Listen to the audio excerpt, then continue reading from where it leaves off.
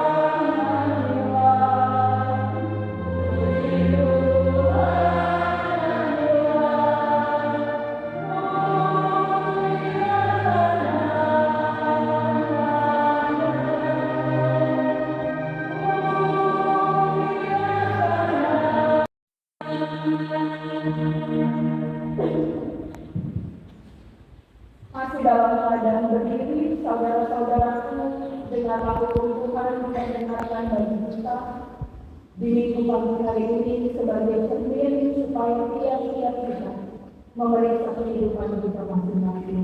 Hukum Tuhan bagi kita berdasarkan Keluaran pasal 20 ayatnya yang ketiga sampai dengan ayatnya yang ke-17. Demikian firman Tuhan bagi kita. Jangan ada padamu Allah lain di hadapanmu. Jangan membuat bagimu patung yang menyerupai apapun atau yang ada di dalam air di bawah bumi. Jangan sujud menyembah kepadanya atau beribadah kepadanya. Sebab aku, Tuhan Allahmu, adalah Allah yang cemburu, yang membalaskan kesalahan bapa kepada anak-anaknya.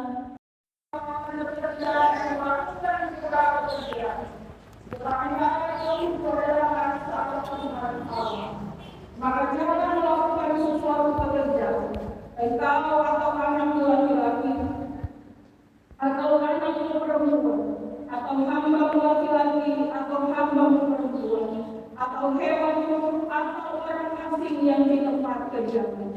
Sebab sementara lamanya Tuhan menjadikan langit dan bumi, laut dan segala isinya, dan Ia berhenti pada hari itu.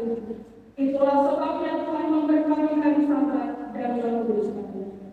Hormatilah ayahmu dan ibumu, supaya lanjut pemerintahan yang diberikan Tuhan Allahmu kepadamu.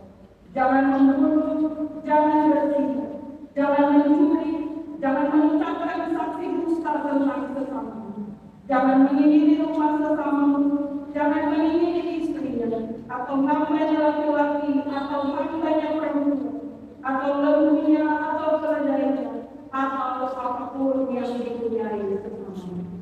Demikian Tuhan diperlihatkan bagi kita. Terima kasih.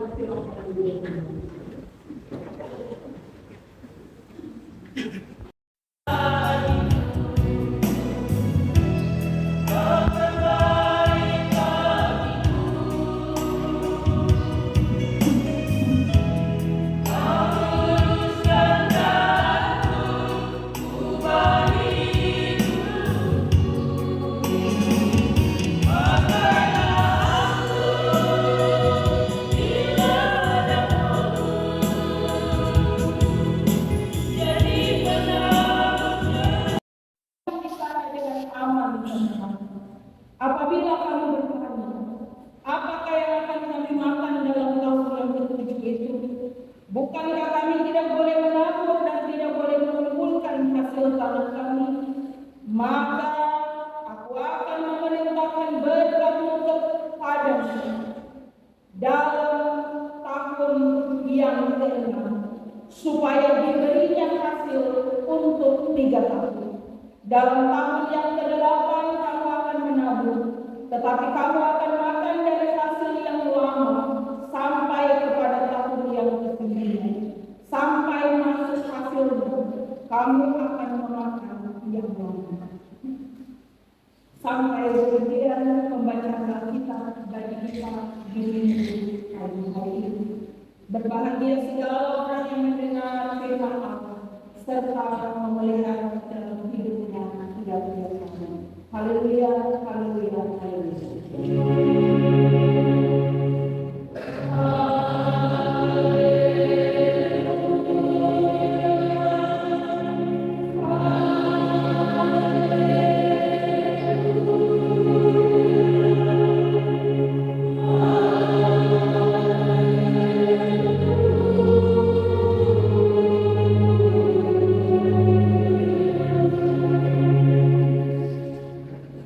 Persekutuan jemaat yang dikasihi oleh Tuhan kita Yesus Kristus. Shalom.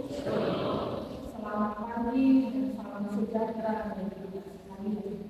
Bapak Ibu, selamat memasuki bulan yang baru, bulan September 2025, yang mana hari ini dalam saya Tuhan belum boleh sampai pada hari yang ke-7. 1 minggu kita sudah lewati di bulan yang baru. Dalam peribadahan kita di minggu pagi hari ini, bagian firman Tuhan kita baca dari Imamat pasal 25 ayat 1 sampai dengan ayat 22. Dan Sinode GKI di Tanah Papua memberi tema perenungan bagi kita, yaitu tahun pembebasan. Bapak Ibu Saudara jemaat yang Tuhan Yesus Kristus kasihi, bagi sebagian orang yang punya pekerjaan tetap, kalau kita bertanya tentang hal apa yang paling kita inginkan sesudah kita bekerja keras, maka sebagian besar orang pasti akan sebut tentang waktu berlibur. Kalau orang yang punya pekerjaan tetap ditanya apa yang paling diinginkan setelah bekerja keras, kita mungkin waktu berlibur. Sebab memang berlibur itu pasti menyenangkan. Sesudah itu capek kerja, waktu libur itu akan memberi kepada kita sejenak punya waktu bersama dengan keluarga. Sebab kalau di hari kerja rasanya waktu dengan keluarga itu sedikit sekali. Atau mungkin di waktu libur itu kita punya waktu rekreasi dengan teman-teman, orang-orang muda, atau juga kita melakukan hobi yang kita senangi. Pokoknya ada waktu berhenti sejenak dari aktivitas sehari-hari. Karena itu kadang-kadang kalau masuk bulan yang baru, kita ganti kalender di rumah, apa yang kita lihat di rumah. Ada tanggal merah tadi dari bulan. Kalau semua tanggalnya kita ada di bulan. Kalau masuk bulan baru yang kita cek duluan berapa banyak tanggal merah. Atau kalau ada minggu ini, kalau liburnya ada tanggal merah di hari Jumat, macam minggu ini, atau tanggal merahnya di hari Kamis, Jumatnya hari Senin, atau tanggal merahnya hari Senin. Kita menghargai. Senangnya luar biasa karena liburannya akan panjang. Walaupun nanti tinggal di rumah pekerjaan sama itu, tidak benar-benar libur. Tapi kita akan sangat senang hati karena liburannya agak panjang. Sebab dengan berlibur, seseorang akan disegarkan kembali. Sehingga ketika dia mulai pekerjaan itu, dia akan lebih bersemangat. Itulah sebabnya selalu ada satu hari libur yang biasanya kita akan gunakan sebagai waktu keluarga atau waktu sahur, atau bahasa kerennya bilang family time atau me time, Waktu libur selalu kita memakai hal-hal yang berbeda. Saudaraku di dalam Tuhan, hari ini kita membaca firman Tuhan dari kitab Imamat.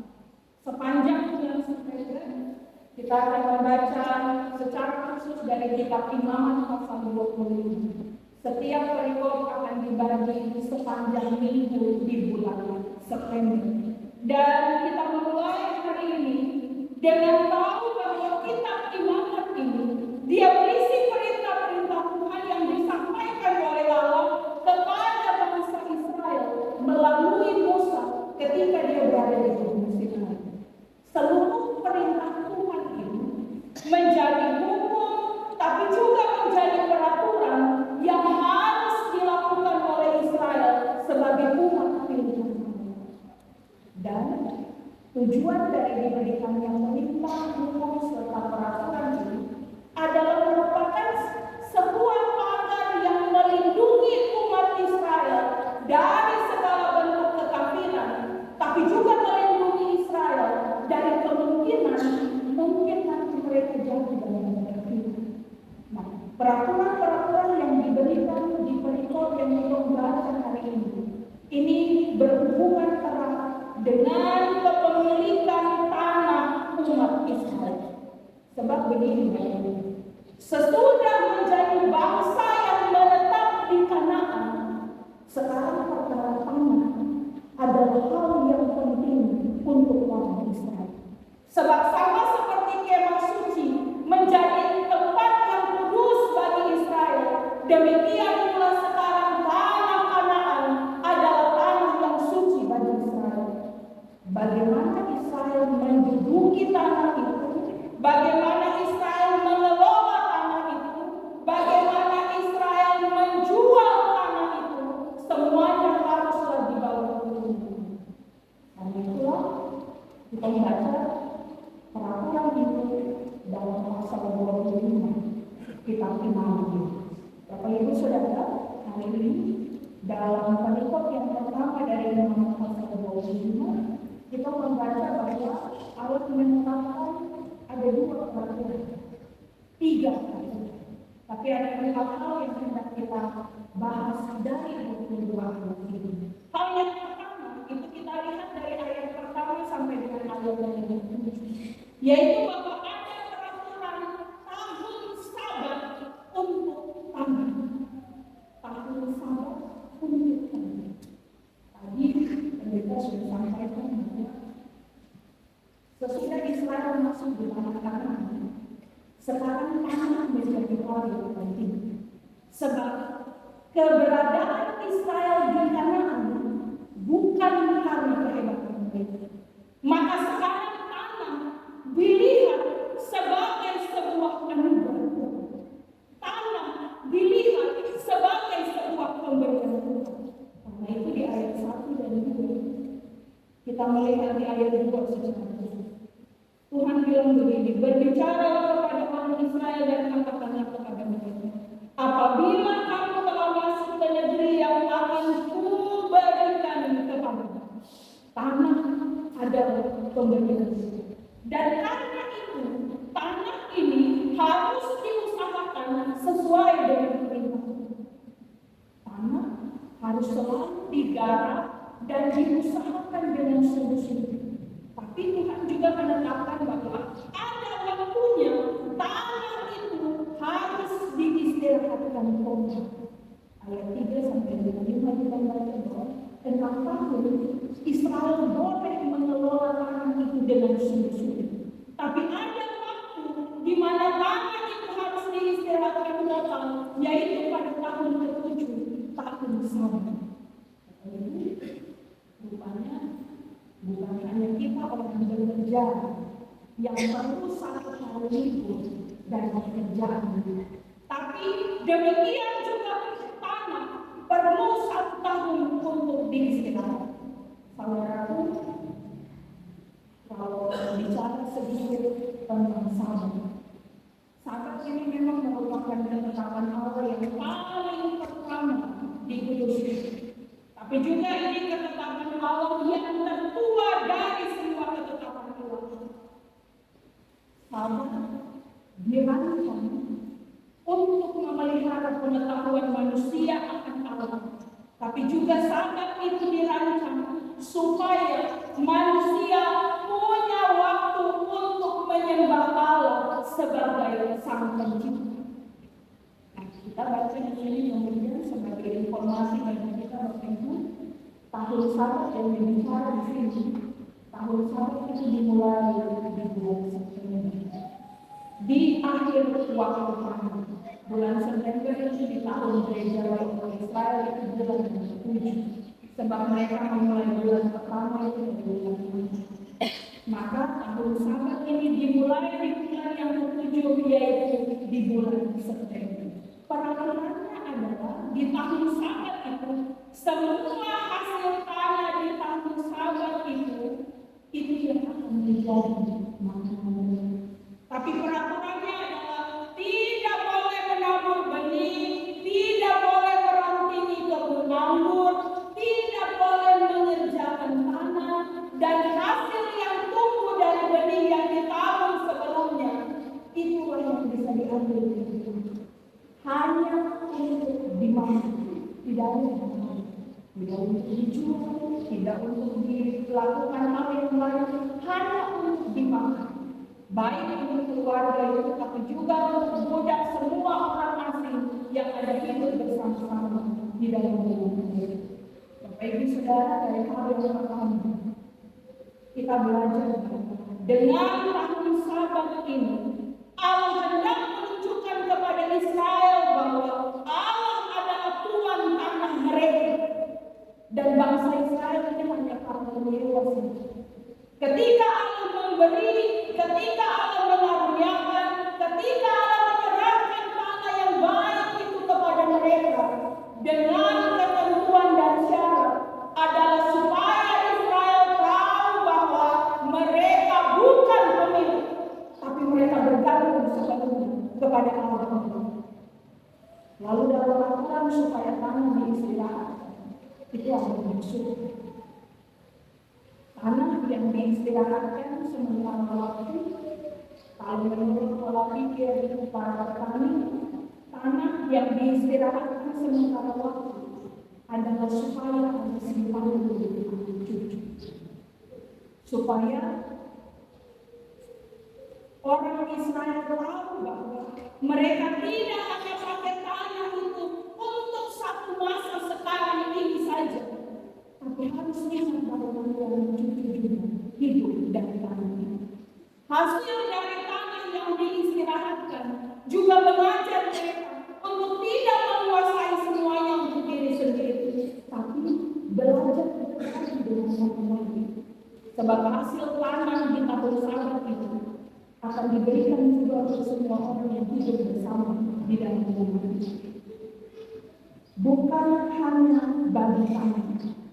Ketika ada tahun sabat untuk tanah, orang Israel juga diajar di waktu itu, yaitu bahwa ketika ada tahun sabat, orang Israel yang dalam 1 tahun, yang dalam 6 tahun sebelumnya selalu bekerja dengan segala urusan tanah, tapi 1 tahun yang ke-7 mereka diistirahatkan dari segala pekerjaan itu.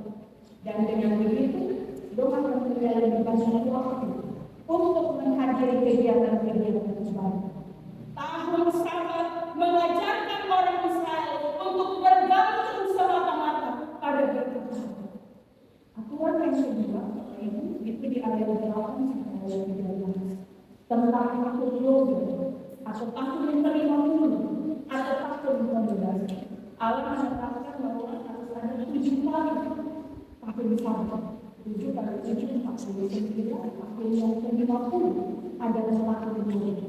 Ayat 9 memberitahu kepada kita bahwa tahun Yobel itu akan dinyatakan dengan bunyi sangkakala di segala penjuru untuk kasih tahu kepada semua orang tentang hari raya itu, tapi juga untuk mengungkapkan sukacita dan sorak-sorai mereka akan tahun ini.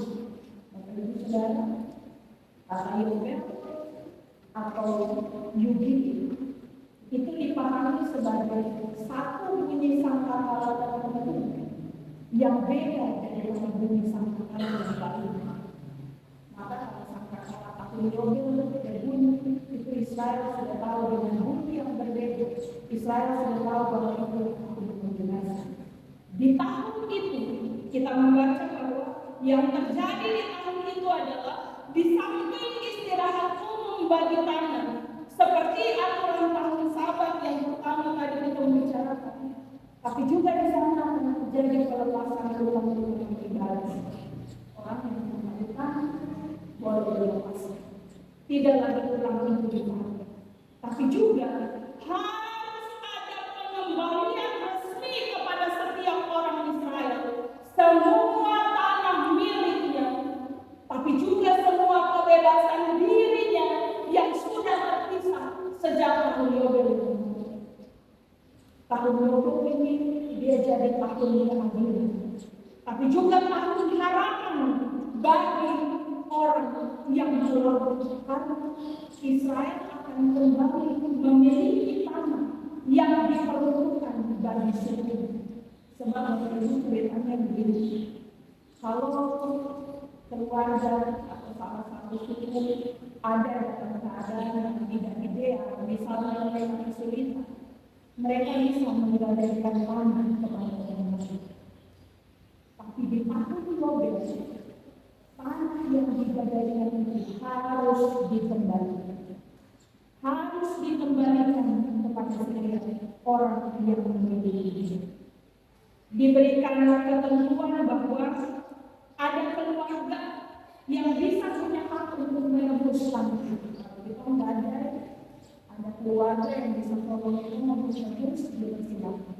Tapi kalau tidak sanggup menebus, maka di tahun Yobel tanah itu harus dikembalikan kepada keluarga pemilik semula. Kenapa begitu?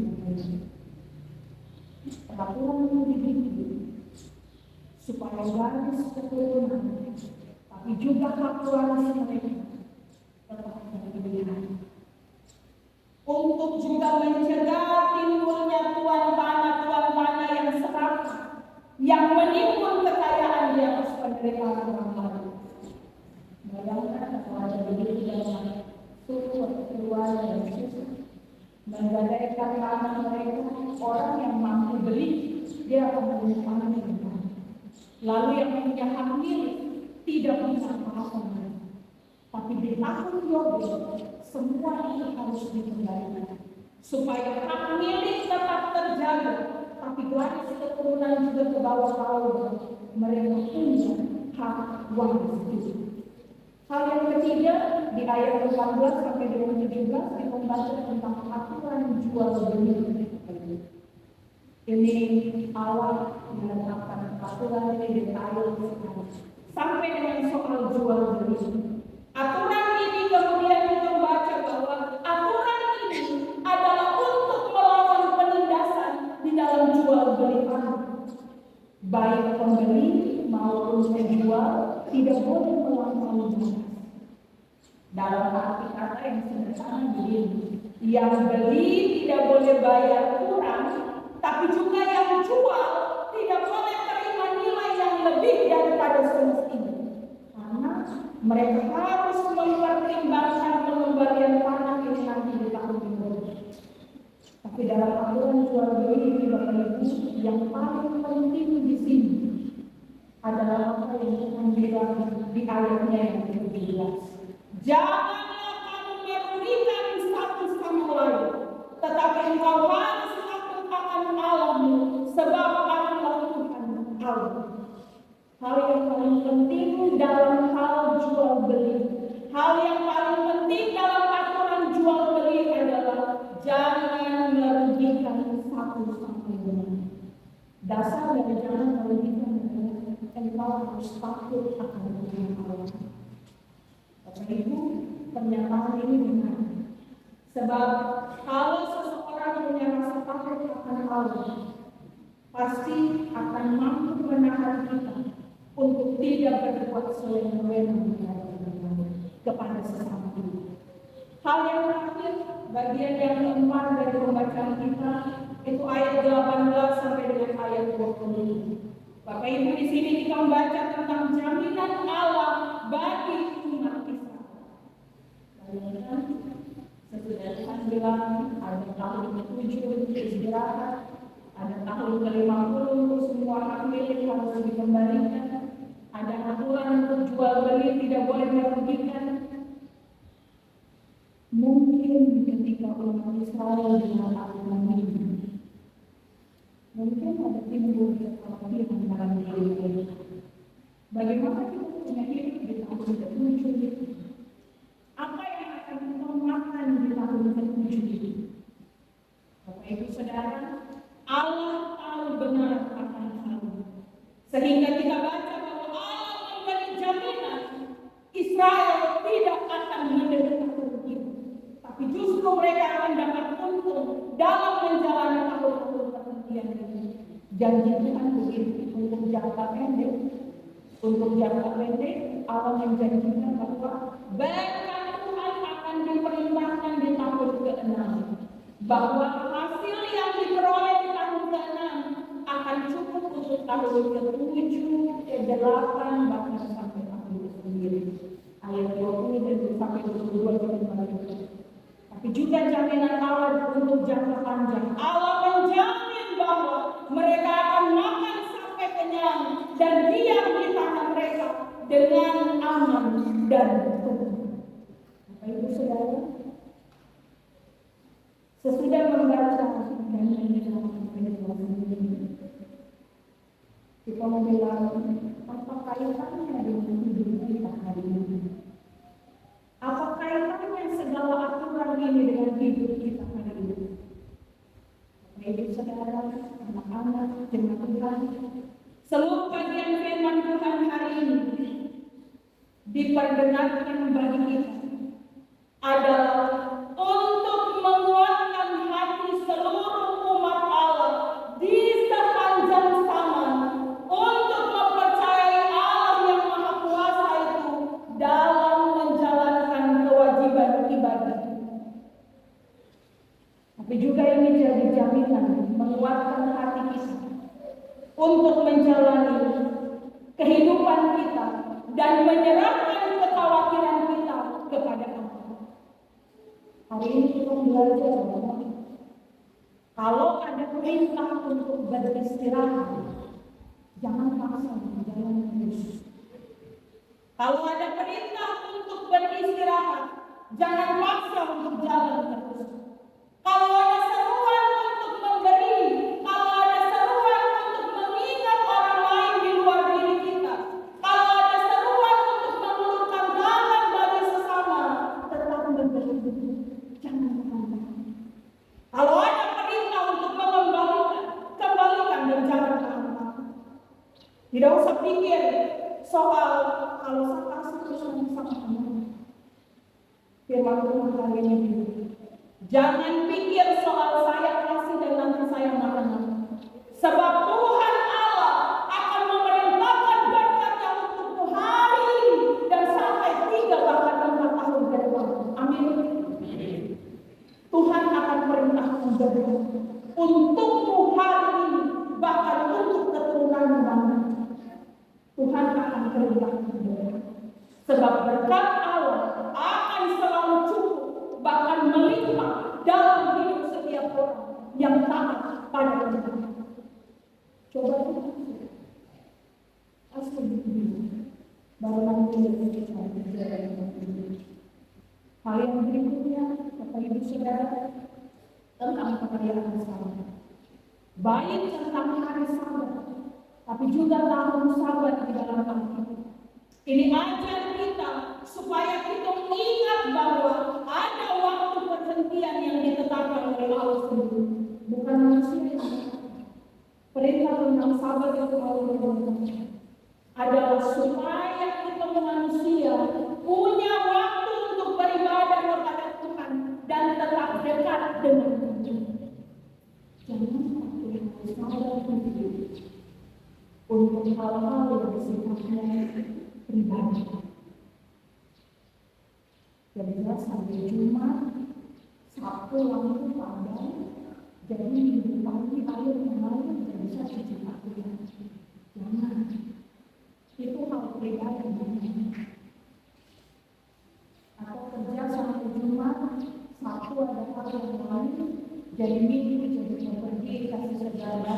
disekalikan, dipantaikan. Jangan pakai waktu sabar itu untuk hal-hal yang sifatnya untuk kesenangan pribadi.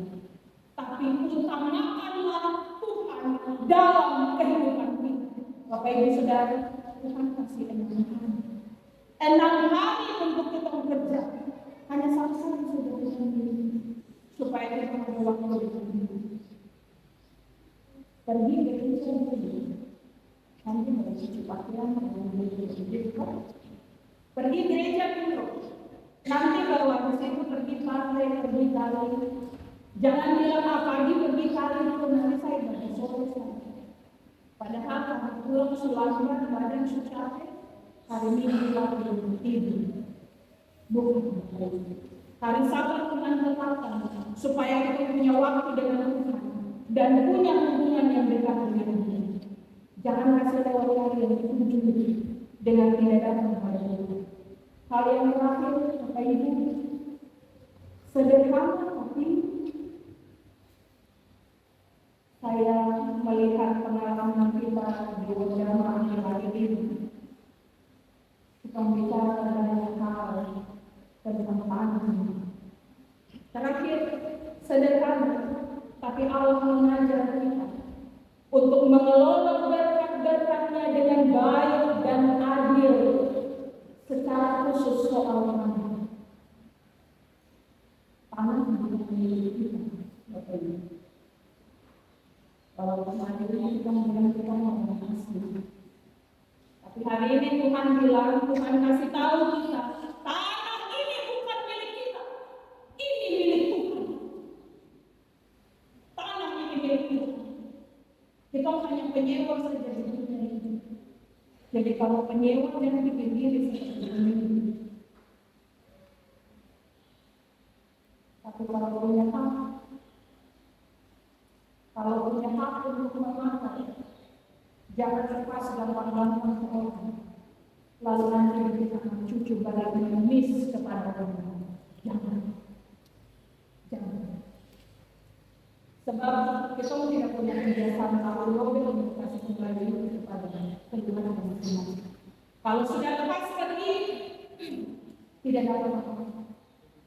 Ingat, tanah ini perlu dijaga dengan baik, supaya tanah ini masih bisa tetap menghasilkan tanaman dan makanan yang baik untuk kita.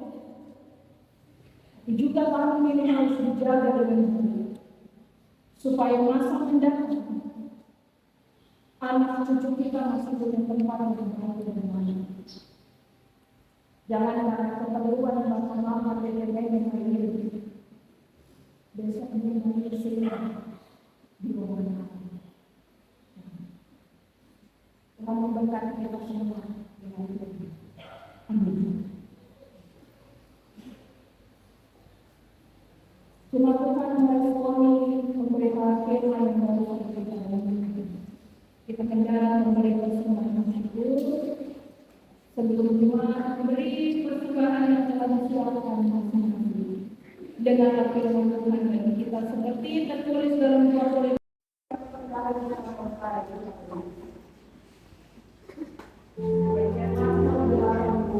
yang dibahas dan berikut.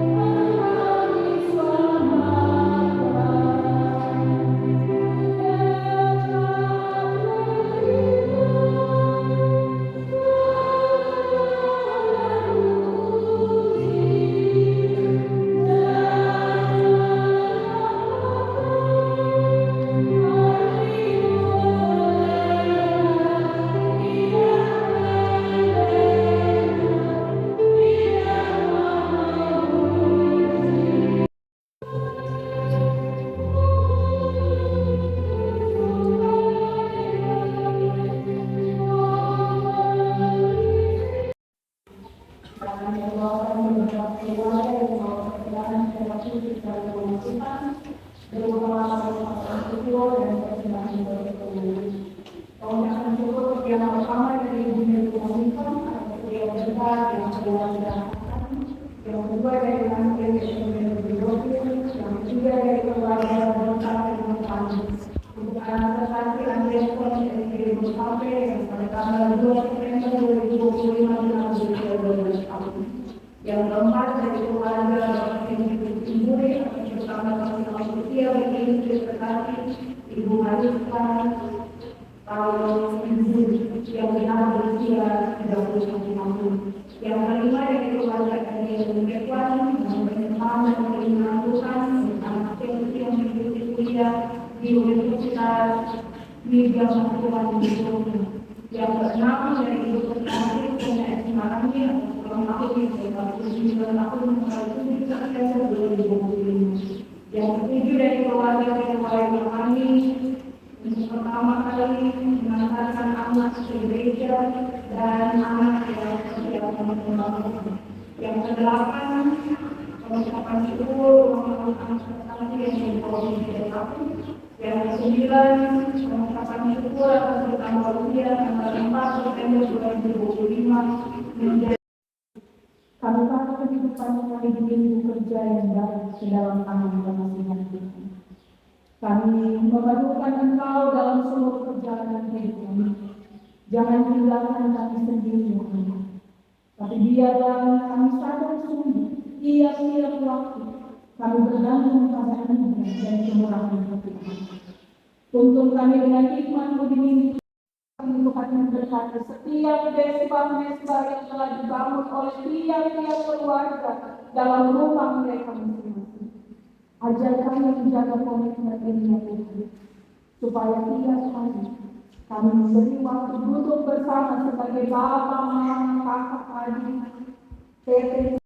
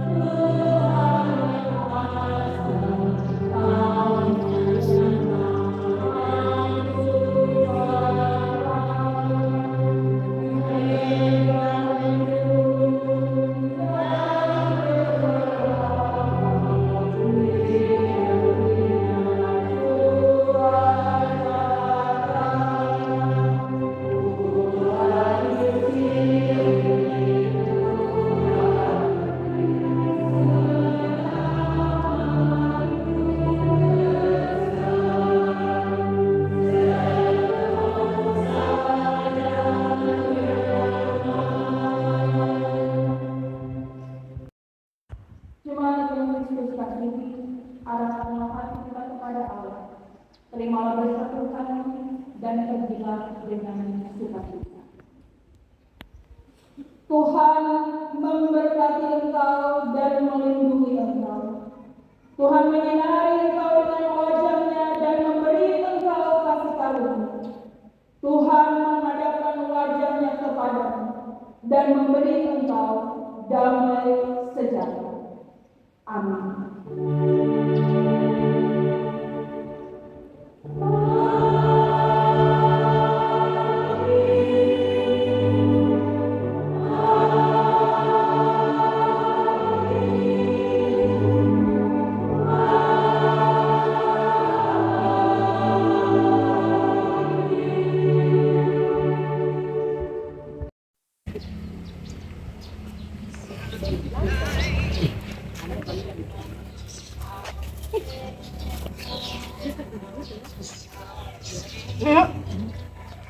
Yang sarung.